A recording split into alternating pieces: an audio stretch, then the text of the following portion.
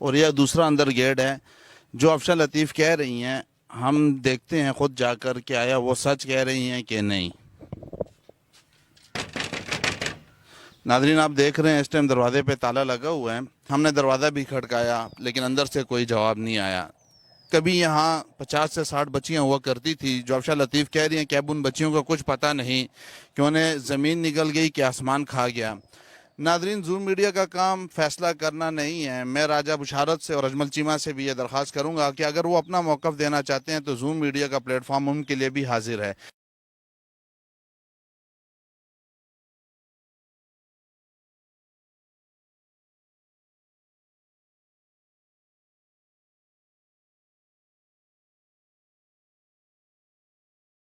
मैं 3 साल से कशाना में रह रही हूँ। जो पहले इधर वार्डन के तौर पे मिस फरजाना बलोच थी। वो अपने पास आदमियों को बुलाती थी और रात के 8 बजे के बाद आदमी आते थे उसके पास, और लड़कियों को अक्सर तैयार करके अपने साथ ले जाती थी। हमें नहीं पता वो कहाँ लेके जाती थी। फिर मिस असमत आई, उसने भी वही तरीका अपनाया। वो भी आदमियों को अंदर बुलाती थी। मैडम खुशनूद जमील, जो पहली कशाना की सुपरिटेंडेंट थी, वो अपने घर हमें काम करने के लिए भेजती थी। हालांकि उसका बेटा जवान था। उसके अंडरवेयर धुलवाती थी, कपड़े धुलवाती थी, सफाइयाँ करवाती, बर्तन साफ़ करवाती थी। और कई दफ़ा हमने उसके बेटे के कमरे से शराब की बोतलें भी पकड़ी। और एक दफ़ा हमने एहतजाज भी किया उसके बेटे के ख़िलाफ़, क्योंकि वो जो बाहर छोटा सा रूम है उसमें अपने दोस्तों के साथ बैठ के शराब पी रहा था। जब लड़कियां सामने दिखाई दी तो लड़कियों के पीछे लग गया। और फिर हमने एहतजाज किया, लेकिन गलती हमारी ही बनी। लड़कियों का साथ किसी ने भी ना दिया। मैडम खुशनूद के होते हुए फैज़ नईम और मुबशर भट्टी दोनों बहुत ज़्यादा क्लोज थे मैडम खुशनूद के, और हर इवेंट पे, छोटे मोटे इवेंट पे, शादियों पे आते थे इधर और लड़कियों को बैठे घूरते रहते थे। थी ना, तो मिस मारी आती थी हमें पढ़ाने के लिए। तो हम पढ़ते थे। तो एक दिन ना हम पढ़ रहे थे तो जी अफशा आई। उन्होंने कहा कि मुनीबा को बुलाया, मुनीबा को गले से लगाया। तो हम आगे जब आए ना गले के लगने के लिए, तो आगे से कहती है आप लोग से बदबू आती, तुम लोग तो है नहीं, लाइक पढ़ते भी नहीं हो, तो तुम लोग बैठ जाओ। वापस जाके हम बैठ गए। उसके बाद टीवी लॉन्च में गई तो बड़ी आपियों को अलग करके कहती कि ना तुम लोग तो हो ही नहीं लाइक, तुम लोग को तो शादियाँ कर देनी है। तो आप ये डर गई। तो आप ये रोने लग जाती थी। आगे से कहती थी, ए औरत तुम क्यों रो रही हो, मेरी तरफ देख के बात करो। तो आगे से ऐसे कहती थी तो आप ये डर जाती थी।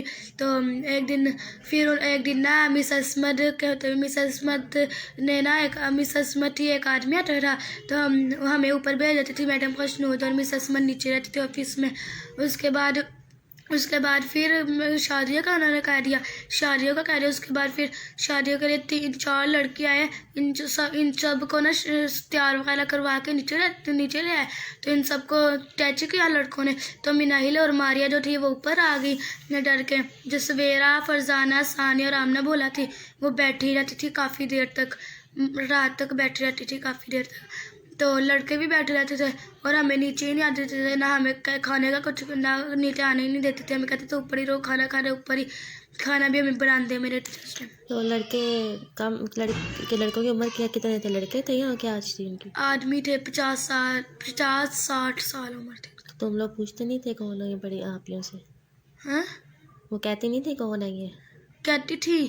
तो डीजी अफशा किरण जो थी ना, और मैडम खुशनूद, मिस असमन वगैरह, वो कहती थी कि तुम लोग के अब हस्बैंड है, अब इन्हों के साथ तुम लोग की शादियाँ होनी है।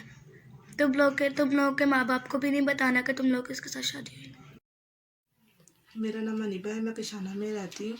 अजमल चीमा कशाना में विजिट के लिए आया था। हम सारे टीवी रूम में बैठे। उसने कहा टीवी रूम से चलो आप लोग, मैं अपने कमरों में, मैं आप लोग को अपने कमरे में मिलूंगा। छोटे बच्चों को अलग कर दिया और बड़े बच्चों को अलग कर दिया। छोटे बच्चों को बाहर निकाल दिया और बड़ों को कहते मेरे से बात कर। बच्चों को सामने बैठाकर उसने बच्चों से लड़कियों से बातें पूछी और फिर कहते और उनके कमरों पर हाथ फेरा। मैं आशीष सना के भी कमरे पर हाथ फेरा और माहम की। और जब मेरे कमरे में आया और मुझे कहता सामने बैठो, मेरे कमरे में छोटे बच्चे तो उन्हें बाहर निकाल दिया। और कहता कि ना मैं तुम मुझे फिर कहने मेरे कमरे पे मेरे घुटने पे हाथ फेरा। फिर ये मेरे घुटने पे हाथ फेर के मैं जब पीछे हटी, मैं चीख मारी तो मैं बाहर जाने लगी। तो मुझे कहते हैं तुम भाई ना, जब मैं खुद जा रहा हूँ भाई। फिर बाकी सारी लड़कियों के साथ भी उसने ऐसे किसी की कमर पे फेरा और किसी की टांग पे, किसी के जिस्म पे।